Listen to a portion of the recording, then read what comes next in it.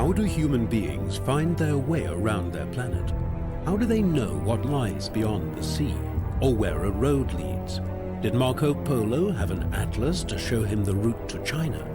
Did the Romans record the borders of their empire on maps? For thousands of years, unknown, distant lands guarded their secrets, and yet they were described in travel books and imaginative maps. The face of the world has fascinated people in every age and culture.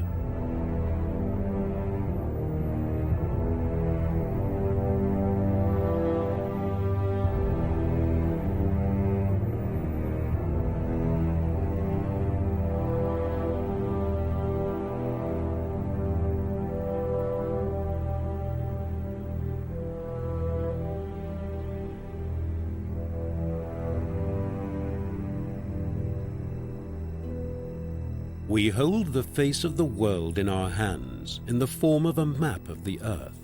We know where the mountains are, where the rivers flow to, and how far the oceans extend, even though we have never been there. The invention of maps and charts is a fascinating chapter in human history. In the beginning, there are fantastic descriptions, mystical depictions. Later on, maps and charts for seafarers and soldiers. From their limited resources, people of bygone ages attempt to create a picture of the world, of their own region, and of distant lands.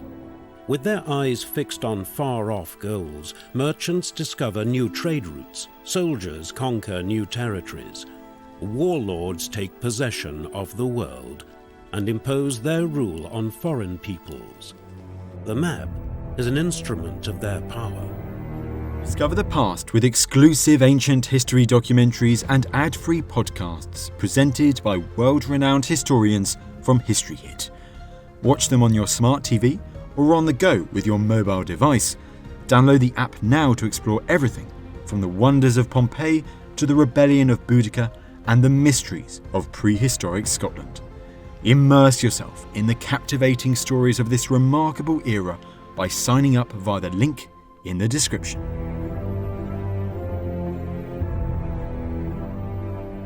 The atlas, showing us the world in a series of detailed maps, was only completed 100 years ago.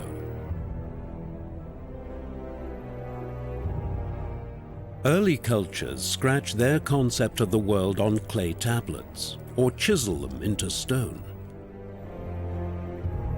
Others paint what they know. The ancient Greeks write down what they have seen of the world.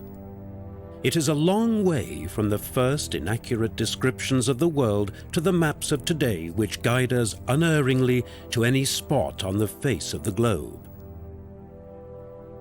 A way full of adventure and errors. The art of cartography goes back to the time of the Sumerians. The earth floats in an ocean. Above it curves the sky, and beneath it lies hell. That's how the Sumerians see their cosmos. The rivers of the Euphrates and the Tigris are the sources of prosperity and a sophisticated culture. 5,000 years ago, the Sumerians know the geography of their empire. The map is scratched on clay. It was made 600 years before Christ. It shows the course of the two rivers to the sea and the major cities. The map is a basis for the functioning administration of the empire. In 2300 BC, in Babylon, a geography textbook is produced.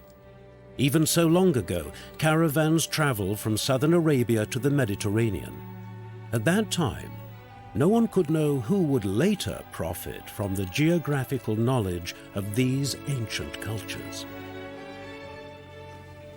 Es war damals noch nicht ausgemacht, dass die Europäer die Welt entdecken sollten. At that time, it wasn't evident that the Europeans were to discover the world. But if we are to pinpoint the beginning of European expansion, then we'd probably locate it in the 8th century BC.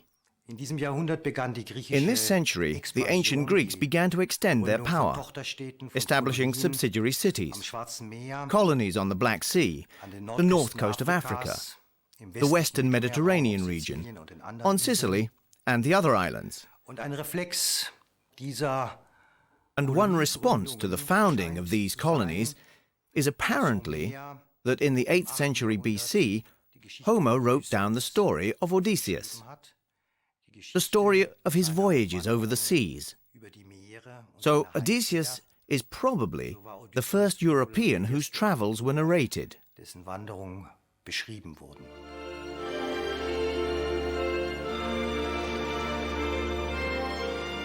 Homer's Odyssey is not just the story of a great voyage. For the people of that epoch, it is at the same time also a fascinating description of the known world, the Mediterranean world. The Odyssey traces the routes to the great cities, temples, and holy places. It describes the sea route from Greece to Sicily. The reader learns how to get to the Colossus of Rhodes.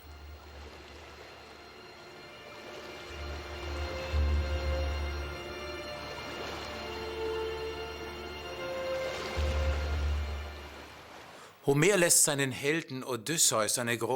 sends his hero Odysseus on a great voyage.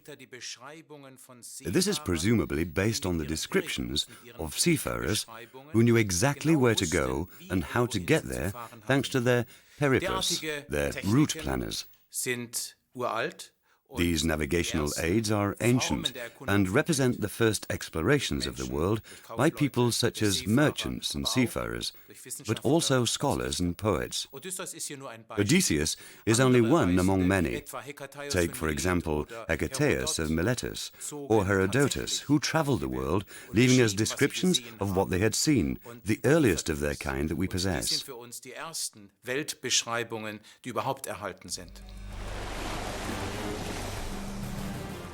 These seafarers were familiar with more than just the Mediterranean. They also knew the rough waters of the Atlantic and the North Sea. Contemporary sources suggest that there were trading links extending from the Mediterranean to northern Europe. One thing is certain: the Phoenicians sailed far to the east, towards India. They circumnavigate Africa, sailing from the west. It is possible that the Phoenicians reached the British Isles and even further north. They tell of a land they call Thule, where the sun never sets.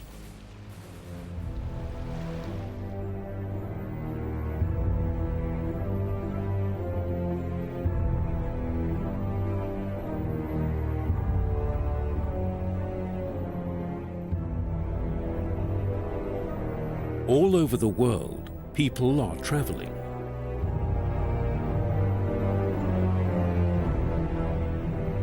For thousands of years, the ship is the most important and effective means of exploring the world. But the knowledge of those ancient maritime explorers has been lost.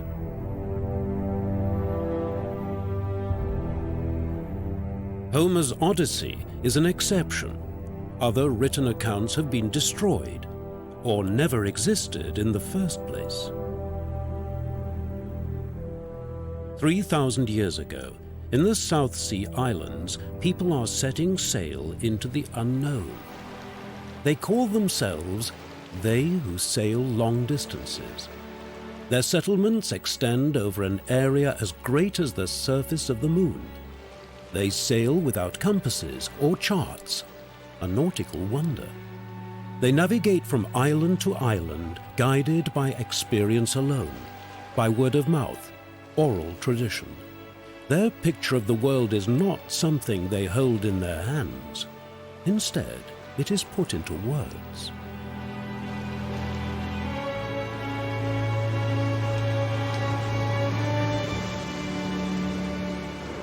At the same time, thousands of kilometers to the west, there are ships plying regularly between Arabia and India.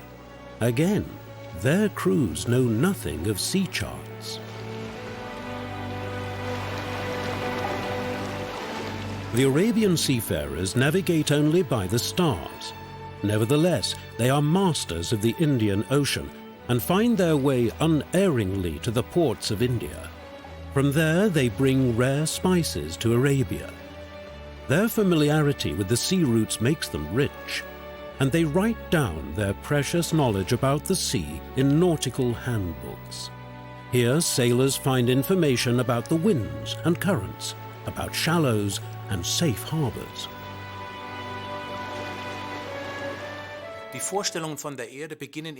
Concepts of the earth begin to emerge in antiquity among the natural philosophers of Ionia.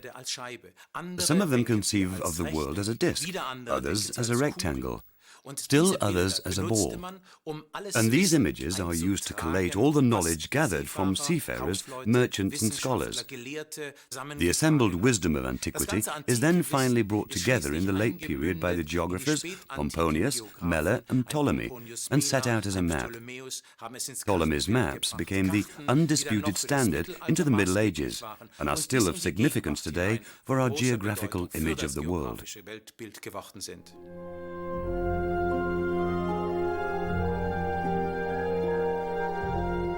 Using the descriptions set down by Pomponius Mela, cartographers drew maps of the Roman world. They show Europe, Africa, and Asia. But more important to the Romans than a picture of the world is knowledge of the empire's road network.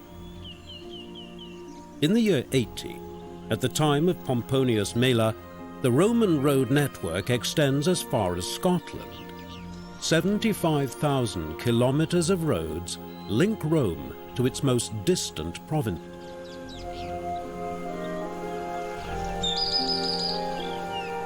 On their travels, the Romans were presumably guided by these maps. Initially, it was the soldiers. On the roads, the military had priority. The map shows the route through Gaul and then on to Germania. For most people at that time, the Roman Empire only existed in their minds. This is still the case, centuries later, for Charlemagne, who sees himself as the successor to the Roman emperors. Im Jahre 800, am Weihnachtstag, wird Karl, der König der Franken und Langobarden. In the year 800, on Christmas Day, Charles, the king of the Franks and the Lombards, is crowned emperor in Rome. It is a mark of his triumph, a triumph that was signalled in 774 when Charles conquered the Lombardian Empire and so created the link between Franconia and Italy. But even before his coronation, Charles had also considerably extended the Franconian Empire to the east, with the annexation of Bavaria, and to the north by his conquest of the Saxons as far as the Eider line. Essentially, this was the creation of the core of Europe.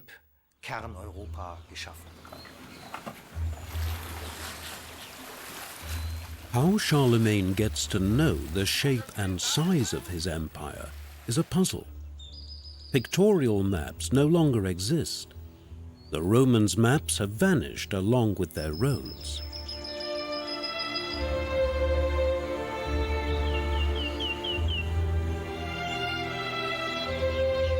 So for his journey over the Alps, Charles must rely on verbal descriptions of the route, which is how the flocks of pilgrims find their way to Rome.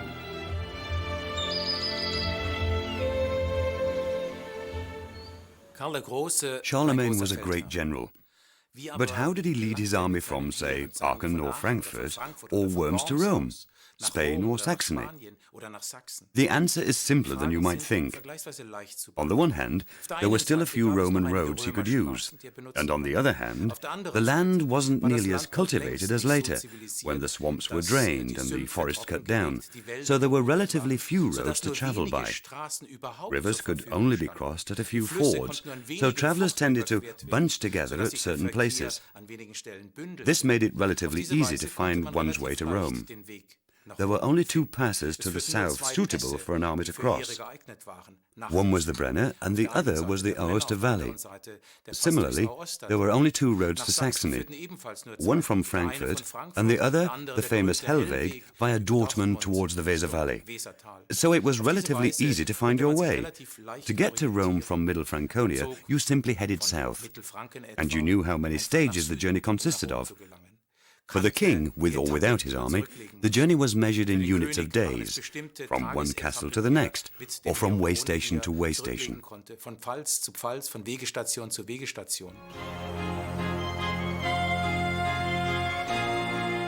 There are no maps in the Middle Ages, yet merchants and soldiers travel confidently throughout Europe. They are guided by rivers and signs. Verbal descriptions serve in place of maps and guide the travelers safely to their destinations. The migration of whole peoples is also a step into the unknown. How they knew the route to Rome or Carthage, no one knows. But the legendary Vikings too also managed without maps. Nach der Tradition beginnt das Zeitalter der Wikinger mit der Plünderung. Tradition has it that the age of the Vikings begins with the plundering of Lindisfarne in the year 793. In den nachfolgenden Jahrzehnten During the next decades, the Vikings appear mainly as the plunderers of Western Europe and the Iberian Peninsula.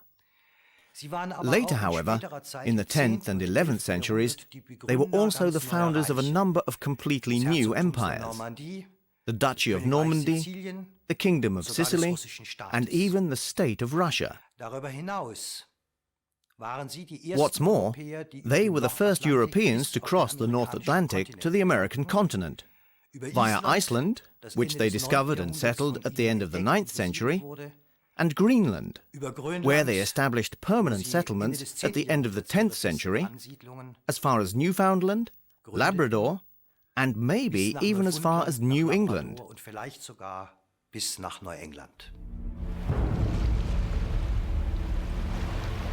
With their fast ships, they conquered new worlds. Wherever they appear, the seafarers spread fear and terror. The Vikings attack settlements and plunder towns, such as Paris.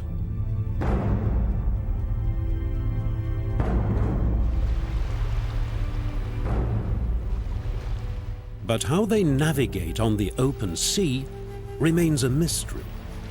Their ships sail as far as the Mediterranean and North America. A map is said to have shown them the route across the Atlantic.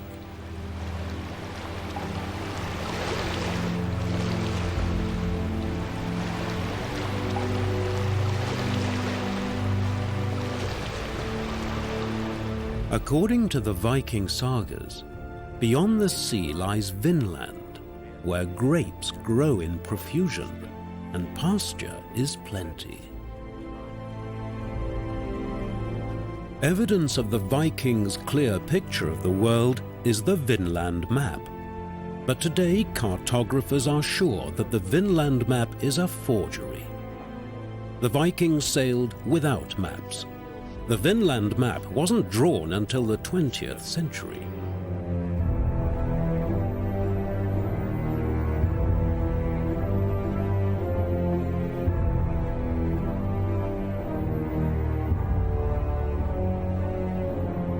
By the Middle Ages, the extensive geographical knowledge of antiquity has been forgotten or lost without trace. Now it is the Church which decides what the world looks like. The picture of the world is determined by the Christian faith and no longer by scientific knowledge.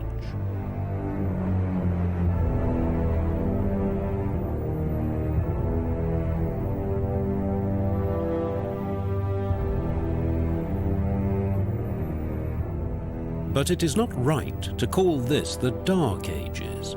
Rulers have a clear picture of the extent and borders of their empires. Scholars know that the Earth is round.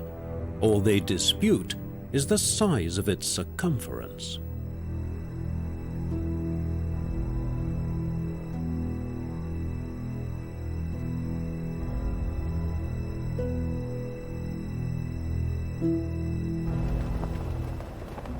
The First Crusade begins in 1096. The Christian powers want to recapture the Holy Land from the Muslims. During the next 3 centuries, the Crusaders' goal is Jerusalem. But who shows these knights from the north and west of Europe the way to the Holy Land? How do they even know where Jerusalem is?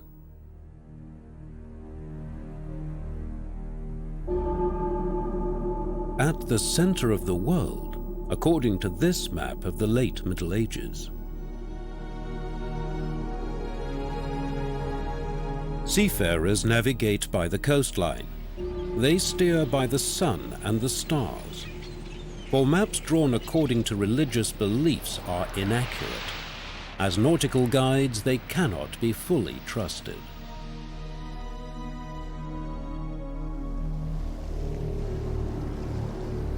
The Venetians know their way around the sea.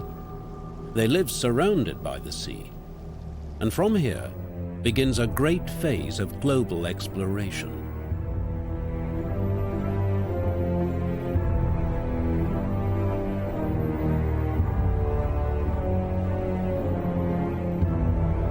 Venice is alive with fantastic tales about distant lands lying to the east. In the 13th century, European ideas are formed by assumptions and hearsay. Real experiences come richly decorated. Legends have it that the Emperor of China is the wealthiest man in the world. From China come the rare spices in which the Venetians trade and grow prosperous. In China, it is said there is an abundance of gold and silk. Marco Polo is the first to bring the Venetians a factual account of this land. Marco Polo is not the first European to voyage to China, but his account of his travels becomes better known than any other.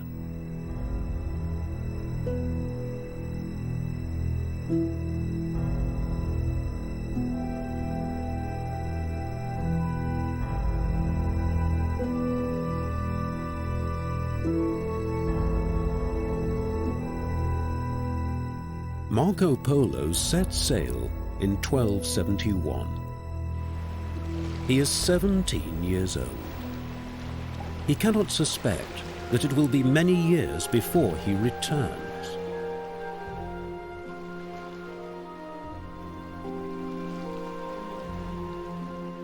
He travels by ship from Venice to the Holy Land. Marco Polo is accompanied by his father and his uncle. Their purpose is to establish new trade links for Venice. The merchants Niccolo and Maffeo Polo had already ventured far to the east. In a journey lasting 6 years, they had traveled from Venice via the Crimea and through the deserts of Asia to the court of the Mongol Emperor Kublai Khan. They wish to return there. The journey to distant Peking will take 4 years. From Arabia, the 3 men travel overland further eastwards. They cross Afghanistan and the Taklamakan and Gobi deserts. They will not have depended on maps, but on the local knowledge of the indigenous peoples, their stories and descriptions. How far it is to Peking is not written down somewhere.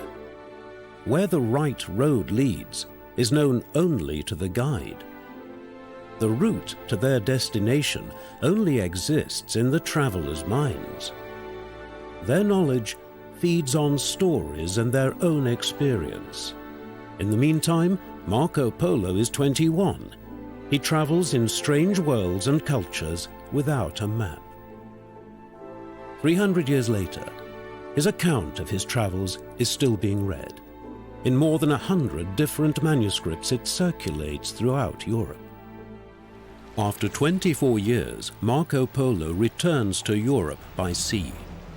The account of his journey forms the basis for the first European maps, the Portulane.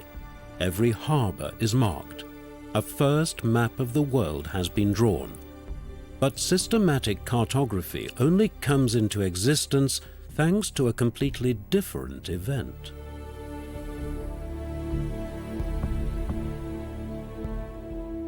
Die Eroberung Konstantinopels im Jahre 1453 durch den osmanischen Sultan. The conquest of Constantinople in 1453 by the Osman Sultan is an important milestone in the expansion westwards. Now, Europeans find it harder to seek routes to Asia, to India, or even further afield. Later, it's Columbus, who must have been born around this time, probably in 1451, it's Columbus who later concludes that to reach the east, you have to sail west. You have to take a completely different route, round Cipango, Japan and Cathay, to reach China, and even India.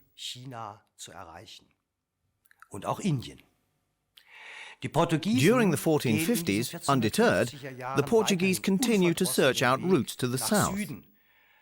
Since 1434, under Henry the Navigator, they have pushed forwards, exploring the coast of Africa. And in the 1450s, they've already reached West Africa. This success is only possible because Henry the Navigator has founded a research centre, the School of Navigation in Sagres. Here, the geographical knowledge of the age is systematically collected and evaluated. The School of Navigation provides Portuguese sea captains with the first reliable maps. With the help of these charts, they survey the newly discovered coastlines step by step, adding new information. With every voyage, the maps become increasingly accurate and extensive. The subsequent Christian conquest of the world is a consequence of the art of cartography. The sign of the cross testifies to the success of this scientific cartography. Henry the Navigator is an honorary title. He never goes to sea himself, but he finances the voyages of exploration, and each one lifts a little the veil concealing the undiscovered world. The first big step into the unknown has been taken.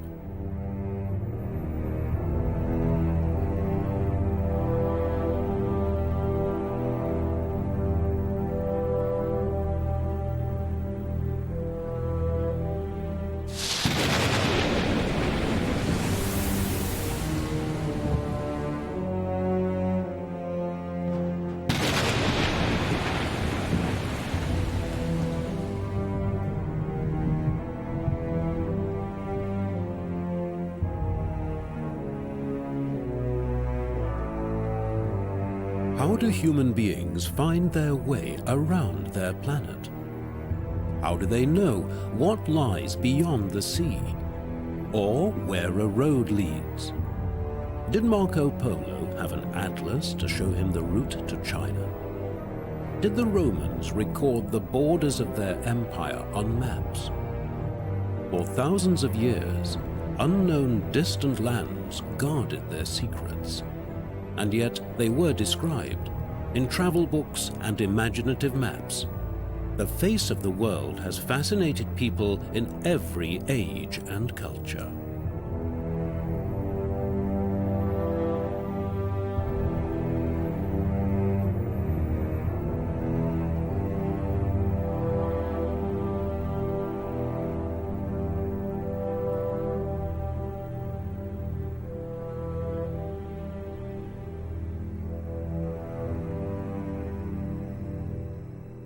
At the point where the sun goes down, the world of the Europeans comes to an end. There, out on the wild Atlantic, lurks the threat of the edge of the world.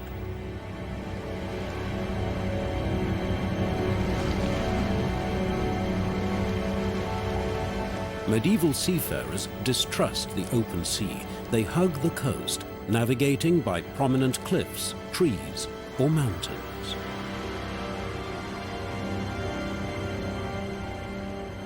They have neither measuring instruments nor accurate sea charts which could show them the way.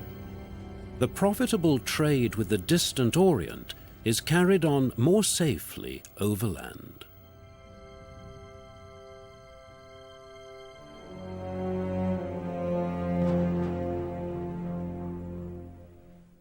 Christian Europe has a firmly established picture of the world.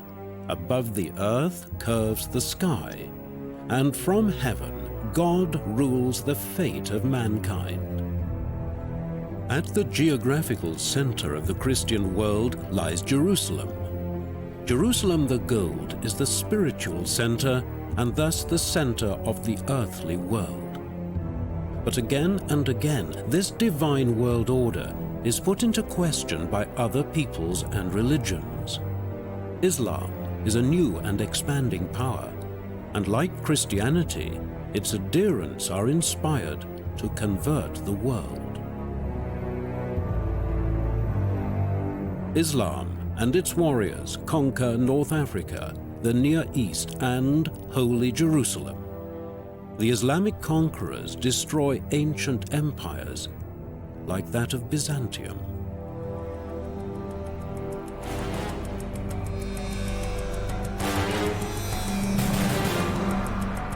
The Byzantine capital, Constantinople, has long withstood the attacks of the Islamic invaders.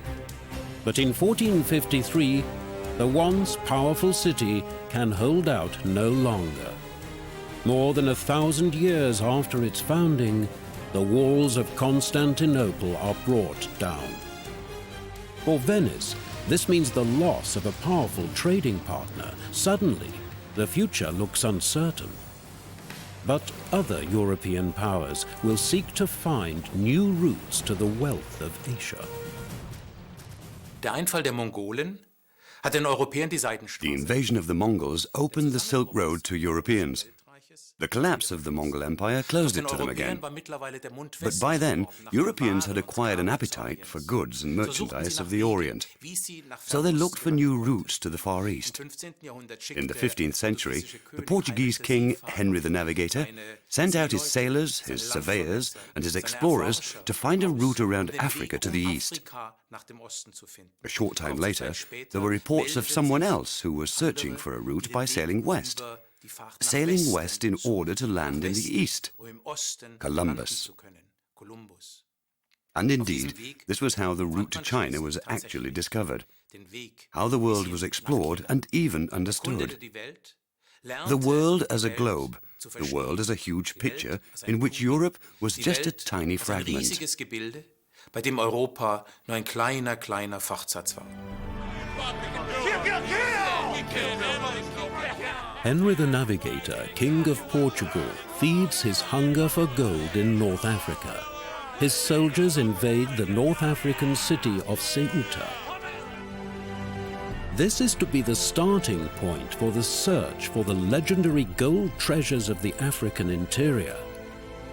But the Portuguese find their way barred by a sea of sand. Only the nomads can find their way through the desert. No European can survive here. So Henry orders new routes to be found to Africa and Asia by sea. Henry the Navigator never goes to sea himself. In his name, seafarers venture out into the unknown Atlantic Ocean and explore the coastlines of undiscovered worlds. But these maritime explorers are not just looking for the way to the east or discovering sources of gold and silk.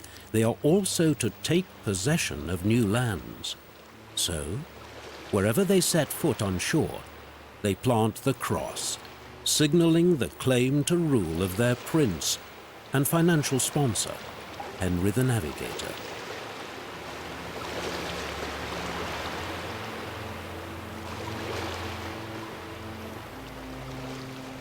Im Jahr 1434 umsegelt Der portugiesische Seefahrer Gilles Eanes. In 1434, the Portuguese mariner Gilles Eanes is the first to sail around the dreaded Cape Bojador on the coast of the Western Sahara.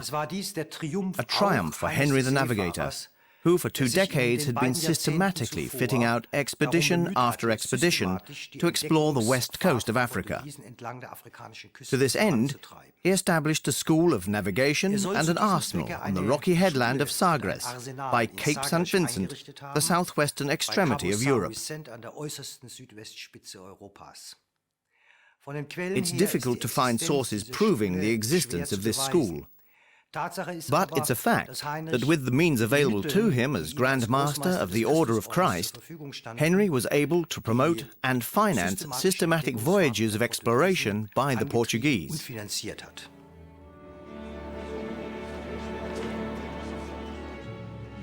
The nautical school in Sagres on the Atlantic coast of Portugal is an international research center. At Henry's command, Arabian, Jewish, and Italian astronomers and cartographers prepare for the first European voyages of exploration. The only sea charts currently in existence are more the products of human imagination and utterly useless for navigation. So sailing on the open sea is a high-risk adventure. Only with accurate charts would Henry's captains have a chance of finding the sea route to the east. In Sagres, the observations and experiences of mariners are recorded and collated. From their descriptions and information emerge the first sea charts. With every voyage, the charts become more accurate. With every voyage, the picture of the world changes. Als Heinrich der Seefahrer seine Forscher ausschickte, When Henry the Navigator sent out his explorers, there were no maps they could use. They had to record every item of navigational information. They had to know how to measure wind direction, compass bearings, distances between points, distances sailed per day, and then how to transfer that data to a chart.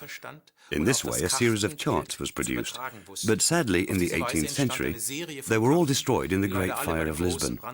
As a result, we don't know in detail every single stage in the exploration of the world, those early steps taken by the Portuguese. Even so, they marked the beginning of global exploration by the Europeans.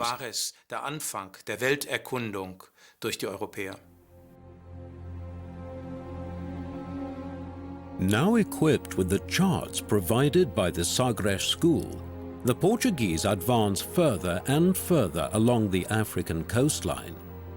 They discover completely unknown worlds. On their return to Sagres, what they have seen and described is evaluated and recorded on new charts and maps. On the African coasts, they find no gold at first, but they do encounter other human beings who appear strange to the European invaders. Instead of gold, human beings now become the booty and are transported back to Europe. This is the beginning of a new chapter in an old history, the history of slavery. It will cost the lives of millions and make others rich in a trade lasting for centuries. More than 50 ships sail along the African coast under Henry's flag. In 1444, one of Henry's dearest ambitions is achieved. Thanks to their voyagings and their maps, the Portuguese now find direct access to Africa's gold. The dominance of the Arabian gold traders has been broken. Until now, the Arabs have enjoyed a clear superiority over the Europeans who are so far away from their own environment. For centuries, the Arabs have been just as much at home on open sea as in the trackless desert. Their ships ply regularly between Arabia and India, bringing back rare spices and precious materials. The secret of their success lies in the Arabian sea charts. These depictions of the known world with their exactly plotted trade routes, are an invaluable advantage. Arabian sea captains are holding the world in their hands long before the Europeans. In the Middle Ages, the Chinese are as technically advanced as the Arabs. At a time when a sea voyage in Europe is still a risky adventure, fleets of Chinese junks equipped with accurate charts and compasses are spreading out over the high seas. It sounds unbelievable, but China is well on the way to discovering the world, while the Portuguese are taking their first uncertain steps. In eben dem Jahr, in dem Gilles, der portugiesische Seefahrer, Cap Bojador, In the very year that Captain Gilles Eanes doubles Cap Bojador and signals the beginning of Portuguese expansion, in just this year, the Emperor's court in Peking forbids further exploration by Chinese mariners. Previously, the Chinese sea captain, Cheng He, had voyaged as far as the east coast of Africa and the Persian Gulf. But the imperial court was not interested, and so prevented the world from being discovered by China.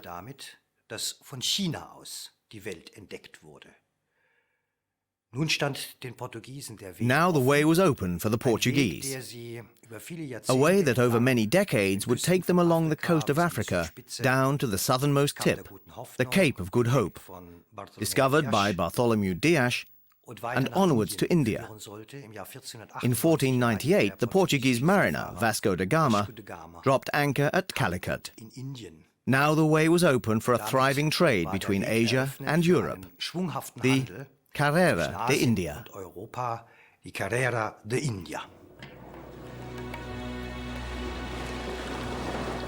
Almost 80 years have passed since the founding of the School of Navigation in Sagres. Hundreds of sailors have lost their lives to the Atlantic. Ships are lost. But every crew that returns brings valuable information. The charts become increasingly accurate. Now the captains know the routes along the coast of Africa. The great breakthrough is imminent. Vasco da Gama is the first European to sail round the Cape of Good Hope. The sea route to India has been discovered. In May 1498, after a voyage of many weeks, he reaches Calicut in India. The picture of the world is growing clearer. Europe has just moved a little closer to distant India. When Vasco da Gama rounded Africa and landed in India, a new epoch began for the Europeans. It wasn't just that they'd confirmed their world picture, and confirmed it by experience, that the world was round, that you could reach every point on it by ship. Now they began to establish colonies in Asia, in East Asia. And these colonies then had an effect on the mother countries. They became colonial powers. They competed with each other to acquire the most, the biggest, the richest colonies. And in this way, a new epoch began that only came to an end in the 20th century. In Sagres, the cartographers systematically evaluate the unique knowledge brought back from the voyages of discovery. Without maps, Portugal's rise to the status of a colonial power is unthinkable. Only possession of the increasingly rare sea charts can open up the safe route to the Far East, to wealth and power.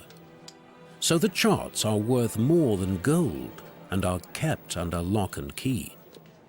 Outside the School of Navigation, they are known only to the ship's captains, and only one copy may be carried on board. Portugal's political rivals pay thieves to steal the charts. Venetian merchants and Spanish nobles lay out vast sums of money for stolen examples of the unique charts. The Portuguese charts of this period are lost, in fires in the archives or by sheer use on board ship.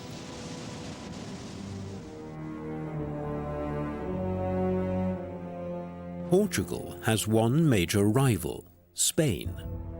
The Spaniards too are searching for the sea route to India. They too are dreaming of silk and spices, of gold and slaves. And they too are driven by the lust for power and wealth. An Italian mariner offers to find a route. Christopher Columbus, a native of Genoa. Since the Earth is round, all you need to do is sail to the west, and sooner or later you'll reach India, is his solution. It takes some time before he can put his plan into action. Geographers cast doubts on his calculations. In their opinion, Columbus stands no chance of ever reaching India. They prophesy that the long voyage will end with the crew dying of hunger and thirst.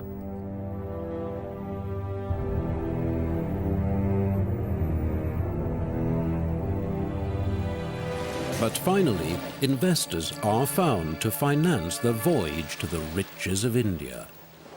In 1492, 3 small ships put to sea. While the Portuguese continue to sail along the coast of Africa in search of gold, Columbus heads due west.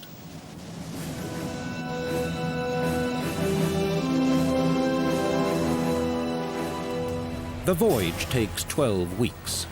Then Columbus lands in India, or so he believes for the rest of his life. For as he sees it, only the Atlantic lies between Europe and India. In the years to come, Columbus makes further voyages to his India. He refuses to acknowledge that he has discovered an unknown land. Numerous seafarers follow in his wake.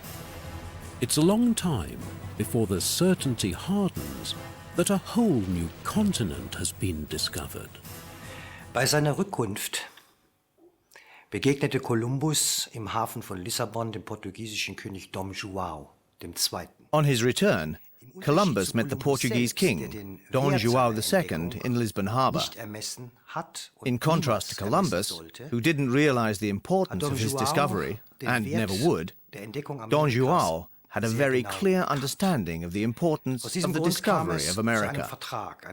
The result was a treaty between the throne of Portugal and the throne of Castile, the Treaty of Tordesillas, signed in 1494, according to which a line was drawn from north to south across the Atlantic, about 2,100 kilometers west of the Azores and the Cape Verde Islands. All newly discovered lands west of this line were to belong to Spain, all those east to Portugal. So the world was divided. The Portuguese were left with the discovery of Africa and the sea route to India, indeed to Asia. Der Weg nach Asien überhaupt. To the Spaniards, the way to America now stood open, mainly Southern and Central America, and the growth of a vast colonial empire in the New World. The New World brings undreamt of riches to impoverished Spain. The church adorns itself with stolen gold. The worldly rulers use stolen gold to purchase political power. There are now regular shipments of gold and silver from America to Europe in incredible quantities. What the Europeans take with them to America is, for the indigenous peoples there, fatal. The population is decimated by hitherto unknown diseases. Hundreds of thousands of Indios perish, slaving away in gold and silver mines. The gold of the Incas is brought across the Atlantic by ships sailing the charted routes with pinpoint accuracy. In Europe, gold and silver from America causes inflation. But in the final analysis, Europe profits from the New World, and the indigenous high cultures are destroyed. When Columbus set foot for the first time on the islands of Central America, he definitely believed he had landed in the Old World, in India, or even in China. He didn't know that he had discovered a new continent. Nonetheless, people had to be able to find their way around. This meant giving names to these newly discovered islands, and names were chosen from the home country, names the sailors had brought with them. So one part was called New Spain. New Amsterdam was the name given to a town founded by the Dutch. Later it was renamed New York, or as we know it, New York. Another name was Neu Virginia.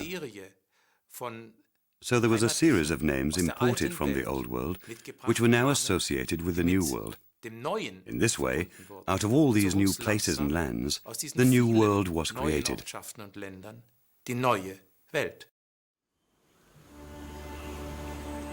To the poor Europeans, the New World looks like paradise. Gigantic trees, animals and fruits never seen before. All this fires the imagination of the conquerors.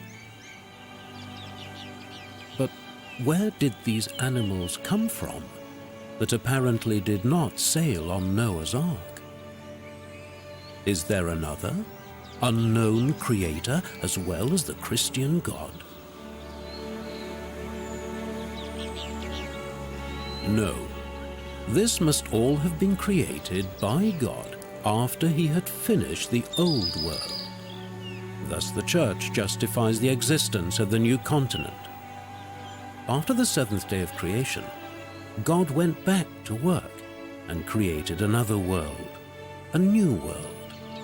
And it is now the right and duty of the faithful to rule this new world and to Christianize it.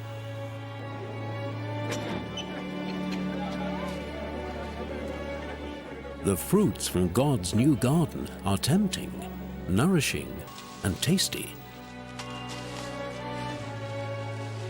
Sweet sugarcane grows here like grass. From huge plantations, the first pure sugar reaches Europe. Labor is short in the New World. The European plantation owners buy cheap labor from Africa. The conquerors double and triple their sources of income from sugar, by exploiting nature, and from slave trading.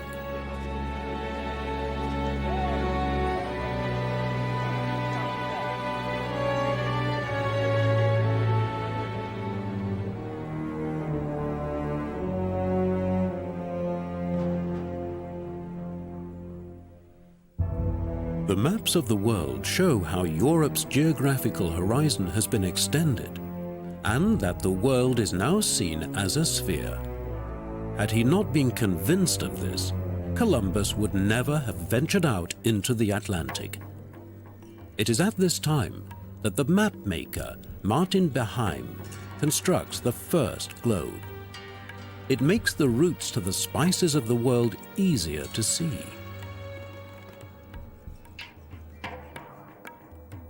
For interested merchants, Behaim meticulously depicts which fruits grow where and what kind of trade can be carried on there. Still missing on this first globe, the American continent. Kolumbus hat sich Zeit seines Lebens sehr intensiv mit Ostasien beschäftigt. Er kannte die Literatur. All his im life, Mittelalter Columbus was erschienen, deeply Ostasien sehr involved genau, with East Asia. hat sie ausführlich studiert, He knew genau very well the kommentiert. literature on East Asia that had appeared in the Middle Das ist Ages. wahrscheinlich der Grund dafür, He had studied dass it er closely, written den extensive Wert seiner commentaries on it. Entdeckung eigentlich nicht That's recht erkennen probably the konnte. reason why he wasn't Er really glaubte able to see the zeitlebens bis zu value seinem of his Tod in discovery. Asien gelandet zu sein. Denn To the end das of his war das days, Ziel. he believed that he'd Danach landed in strebten Asia, übrigens alle späteren because Seefahrer that was alle what nach he'd Ostasien. dedicated his life to achieving. Like all the other mariners who followed him, they all wanted to get to East Asia. Der von den Spaniern übrigens As a new Las world, the Indias double genannt wurde, continent, das noch bis which ins by the way 18. was called Las Jahrhundert Indias hinein. by the Spaniards well into the Als 18th neue century, Welt wurde as a new world, the double continent was probably discovered by Amerigo Vespucci. wahrscheinlich von Amerigo Vespucci entdeckt. Und von daher erklärt This sich das explains zu why the Ehren German von cartographer Amerigo Martin Vespucci, Waldseemüller gave the der deutsche continent the name Kartograf America Martin Waldseemüller in honor of den Amerigo Kontinent mit dem Vespucci, Namen Amerika on a map he versah. published in Auf einer 1507 Karte, in Saint-Dié die in the er Vosges. im Jahre 1507 in Saint-Dié in den Vogesen herausgegeben hat.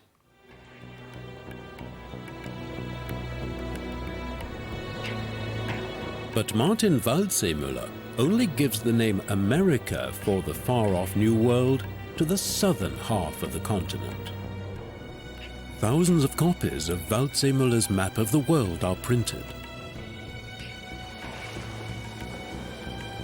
The maps of the world revolutionized seafaring. Nautical measuring instruments such as the sextant simplify orientation on the high seas. The compass points the way to distant ports and holds the ship on the course plotted on the chart. Portuguese ships sail into Chinese harbors for the first time. Soon, European expansion will encompass the whole world. New global empires come into existence, and colonial claims on conquered territories are entered on the maps. Yet patches of white still remain. The vast expanses of the silent oceans are still unsailed. The interiors of the continents are still untrodden. Our view of the world is still incomplete.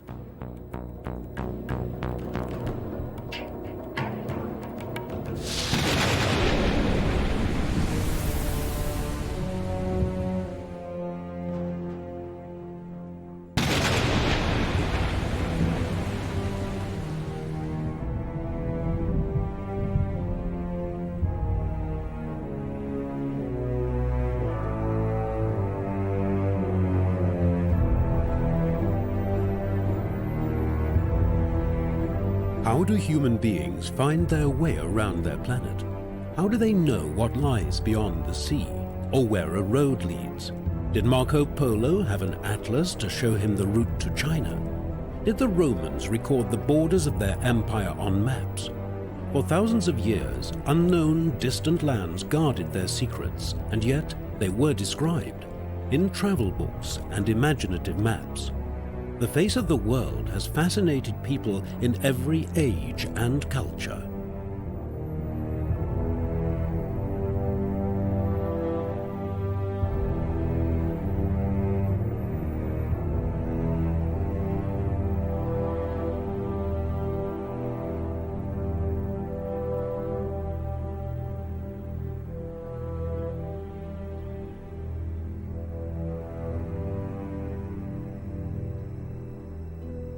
The true picture of the Earth, the blue planet, has fascinated the peoples of every age and culture. But it is thousands of years before people can work out the shape, measure the size, and reveal the secrets of their world. What lies beyond the mountains? Where does this ravine lead to? What sea does this river flow into? Each culture seeks answers to questions like these and forms its own picture of the world, influenced by myths and fantasies created by curiosity and scientific research. The ancient philosophers had their picture of the world, as did people living in the Middle Ages.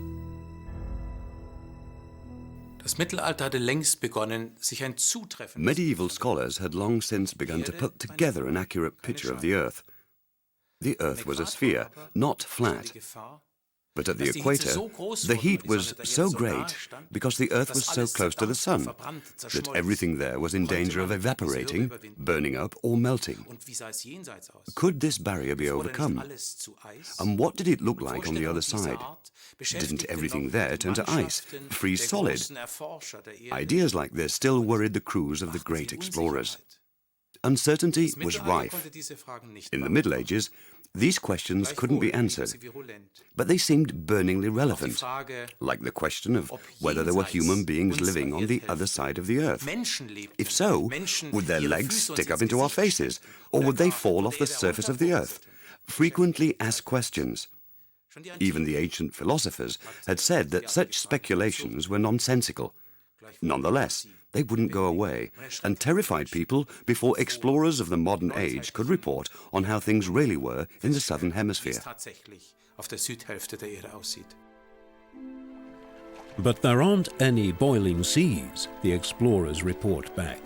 Their ships do not come under attack by sea monsters, and their sails do not melt in the heat of the sun. And where the sun sinks in the west, there is life too. People don't fall off the face of the Earth. Instead, the intrepid travelers quickly put together a pretty accurate picture of the world. Indeed, they capture the Earth on paper as a sphere. Cartographers draw the world and skillful craftsmen construct the globe. Im Jahr der Entdeckung Amerikas, dem Jahr 1492, schuf Martin In the year America was discovered, in 1492, Martin Beheim, working in Nuremberg, his native town, made his famous globe, mockingly called the potato. Beheim was a craftsman and later travelled to Portugal. He's supposed to have sailed on a number of Portuguese expeditions, even on the famous voyage commanded by Diego Cao. He later became a cosmographer in the service of King John II of Portugal. In this job, he acquired a very detailed knowledge of the appearance of the world. The fact that he built a globe in 1492 goes to show that even in the late Middle Ages, the Earth was certainly believed to be a sphere. Possibly Columbus knows of this globe. In any case, he proceeds on the assumption that the Earth is round.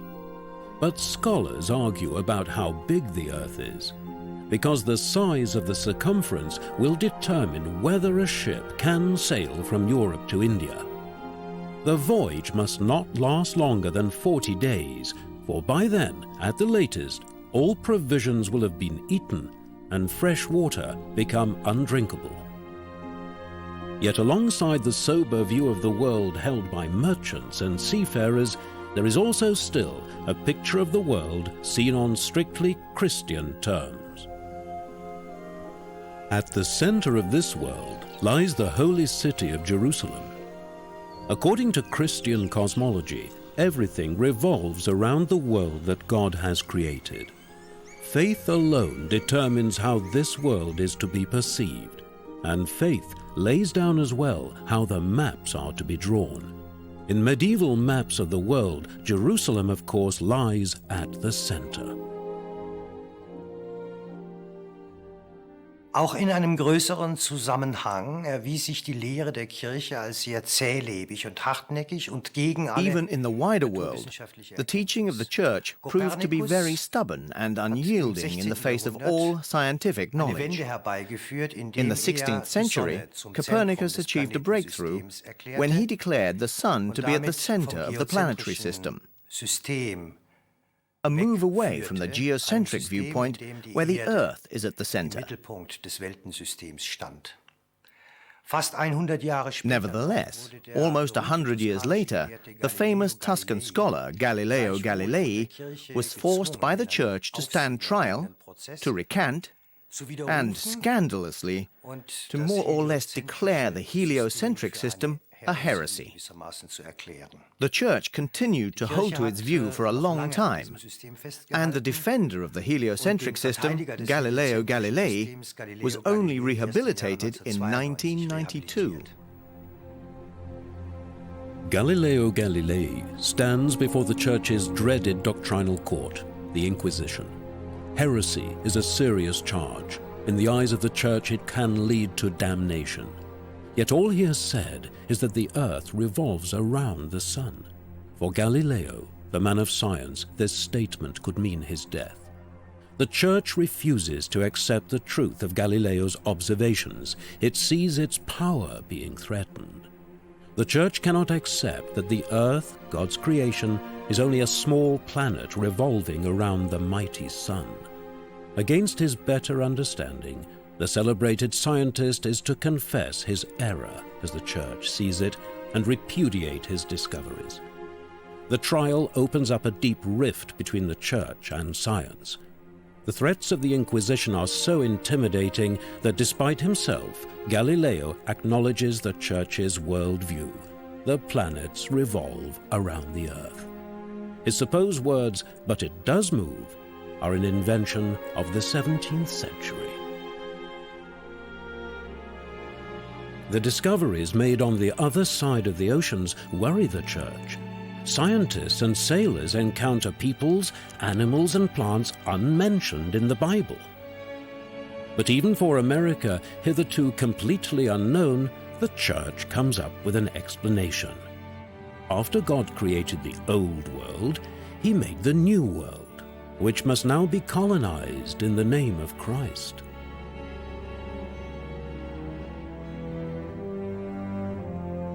After the discovery of America, events proceed at a breathtaking pace. The European invaders find gold in quantities beyond their wildest dreams.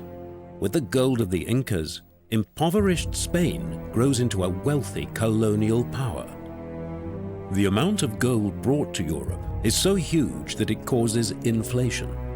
The gold makes a few people rich and many poor. The conquistadores exercise a destructive dominion over the indigenous peoples of America.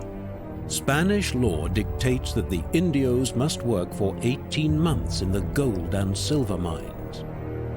Broken by hard labor and ravaged by infectious diseases imported by the Europeans, the natives die like flies. The Indios are not only robbed by the Christians, they are also forced to pray to the Christian God and enslaved. For without slavery, the wealth of America cannot be fully exploited. Crossing the equator is the death of all moral precepts, states an 18th century English politician. The first American to discover Columbus made an unhappy discovery, asserts a European philosopher in the same century.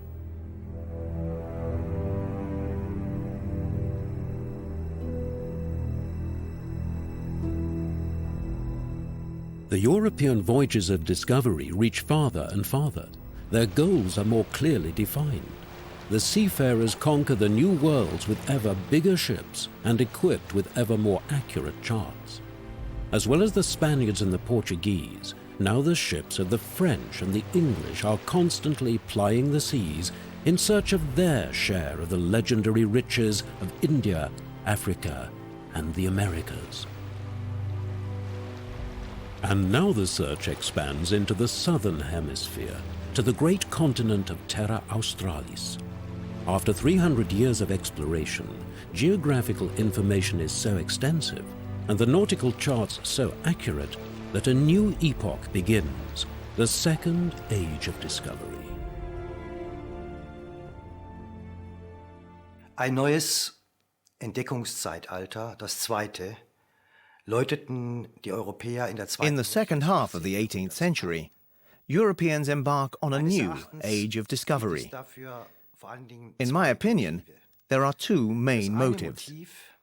One is the European vision of Terra Australis, a vast and fantastically embellished southern continent, supposed to be a kind of counterpart to the land masses of the northern hemisphere. The second motive was the colonial and maritime rivalry between the British and the French in the second half of the 18th century. This resulted in both nations fiercely competing for victory by being the first to discover Terra Australis. Zu entdecken und damit endgültig die andere Nation zu besiegen. In 1766, under a French commission, Antin sailed to the South Seas and took possession of Tahiti, which is still a French colony today. In 1768, he was followed by James Cook, acting under the instructions of the British Royal Geographic Society. On this first voyage, he was the first to chart New Zealand, but did not land. In 1769 and 1770, Cook became the first to discover those areas of Australia that were later settled by European colonists.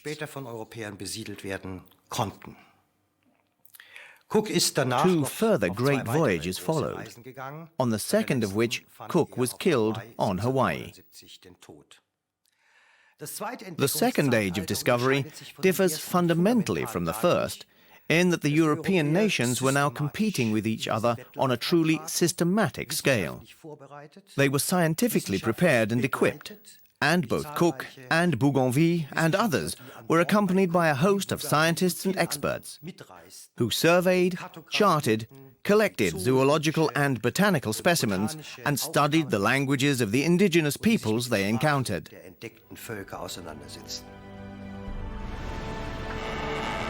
Above all, James Cook makes maps and charts of all the newly discovered islands.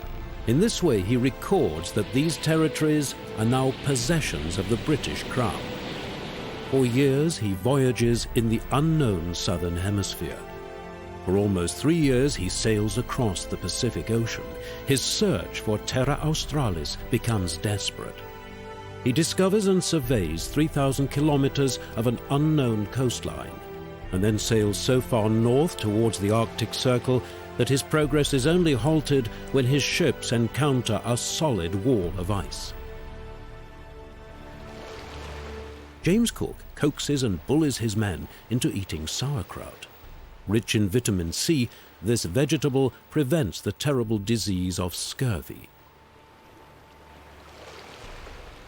Cook's voyages of discovery are also voyages of scientific research.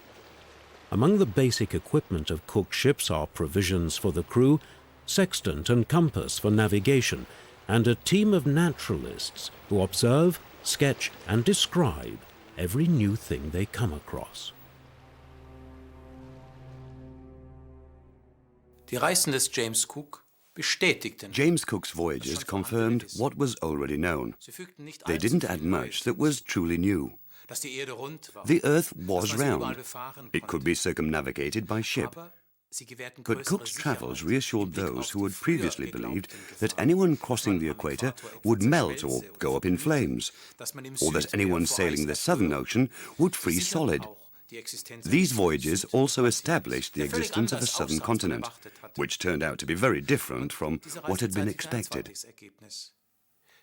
And there was a second consequence, namely, that the power of the British Empire now extended around the globe, reaching not just North America and parts of Africa, but truly covering the world.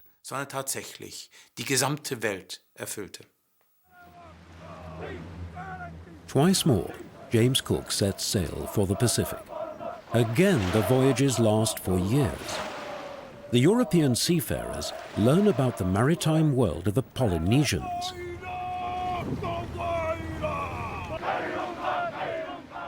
They call themselves they who sail long distances. Over an ocean as vast as the surface of the moon, they sail confidently from island to island, navigating solely by the stars. The charts of their sea routes, extending over thousands of kilometers, are in their heads. They know nothing of drawn maps. In the constantly wet conditions of the small boats, such charts wouldn't last long anyway.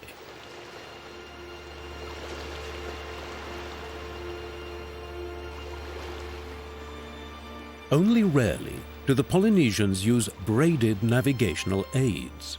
Scientists can only guess what the sticks and shells might mean. To the Polynesians, they indicate currents and hazards around the islands that Cook is laboriously surveying.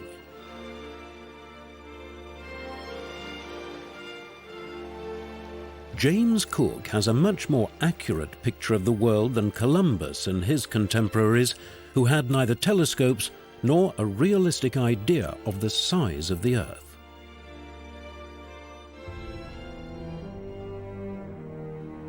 The ship's compass becomes an increasingly accurate instrument.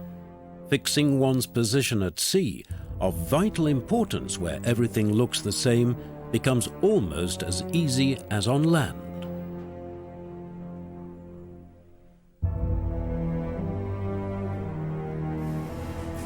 The Industrial Revolution, with its steam engines and a never-ending stream of technical inventions, gives Europe and its shipping a technological advantage from which it will profit well into the 20th century. But just as in previous centuries, maps and charts of newly discovered seas and continents are closely guarded secrets.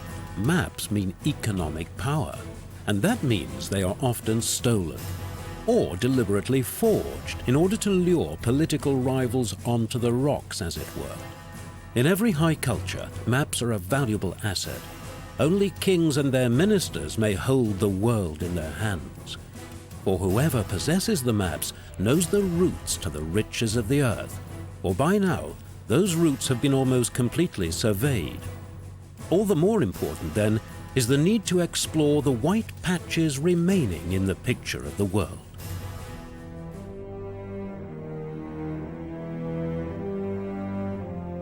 The white patches marking the interior of Asia and Africa attract scientists, traders, and adventurers. They have all heard of the caravan routes and oases. They all wish to discover sunken cities and fairy tale treasures. They are fascinated by fabulous stories reaching Europe from all corners of the globe. They tell of the source of the Blue Nile, of exotic peoples and strange cultures. And they dream of fantastic wealth, and for this, they risk life and limb on tortuous journeys with no certain outcome. And because they write everything down and make detailed sketches, they are often thought to be spies.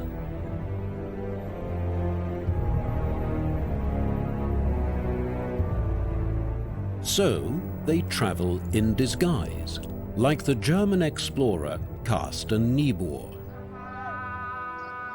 Commissioned by the King of Denmark, he travels around on the Arabian Peninsula.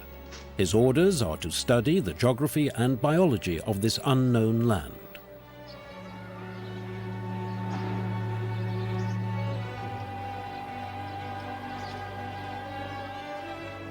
From Arabia, Niebuhr travels to India.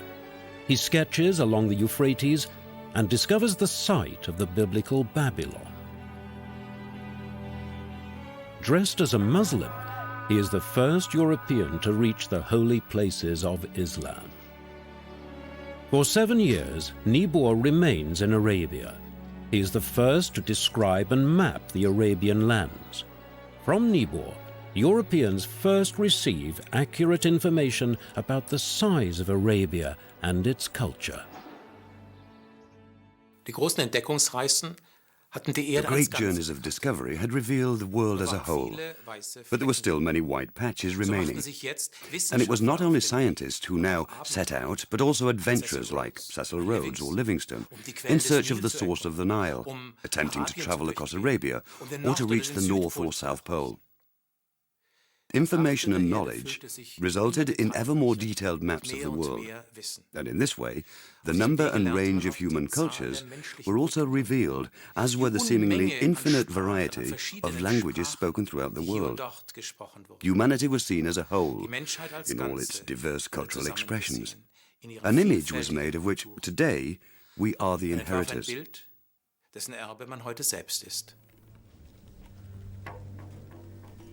For a picture of the world that is this accurate, there are people prepared to pay good money. In 1850, an international expedition, financed by the English, sets out across the Sahara. The purpose? To open up new trade routes. The expedition's leader is the German geographer Heinrich Barth. Wherever he travels, Barth gathers information about the land and its people.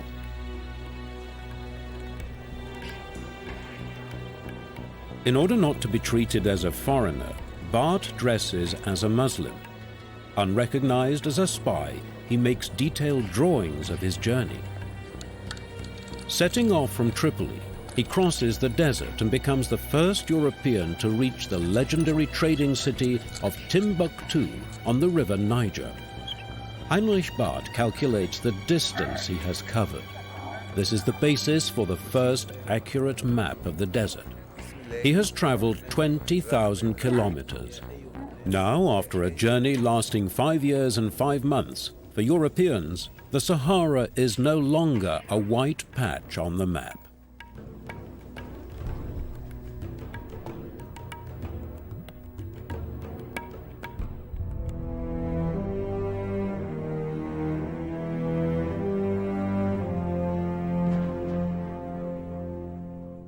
Maps represent a victory over conquered territories that can be held in the hands.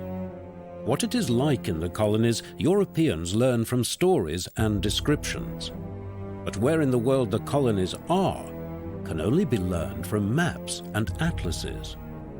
On paper, people can trace the routes from London to India to Arabia and into the heart of Africa.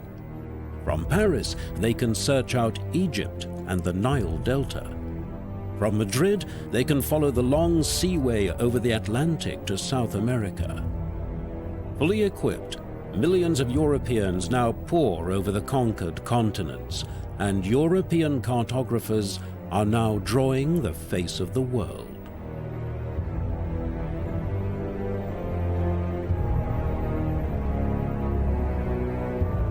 One of the most significant cartographers is Lawrence of Arabia. England wishes to extend her power in Egypt. For this, accurate maps of the country are needed.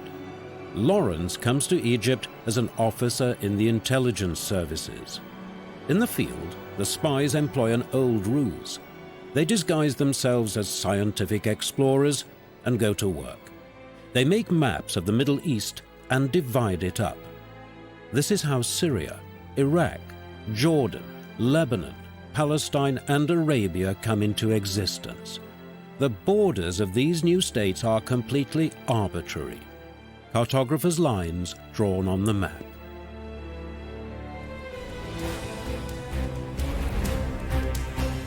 Armed revolts by the Arabs against the new regime are doomed to failure. Not only do the British possess superior weaponry, their extensive maps of the region allow them to plan military actions with great precision. Egypt and the Near East are now administered by Great Britain and France. Today, national borders in North Africa and Arabia still look as though they were drawn with a ruler, which they were almost 100 years ago by politicians and cartographers.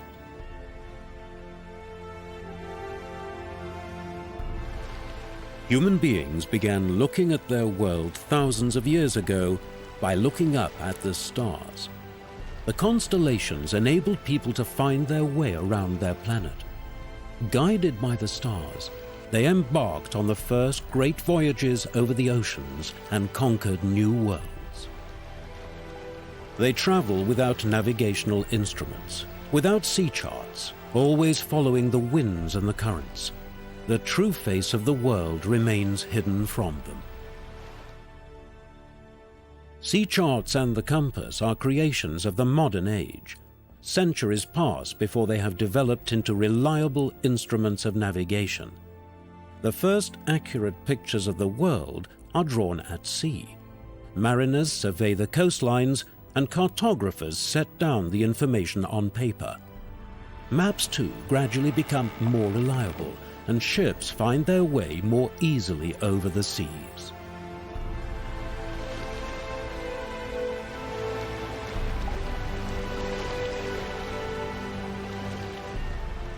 Today, ships navigate by computer. To fix his position, a captain now needs neither compass nor chart. The ship's course is plotted on the screen.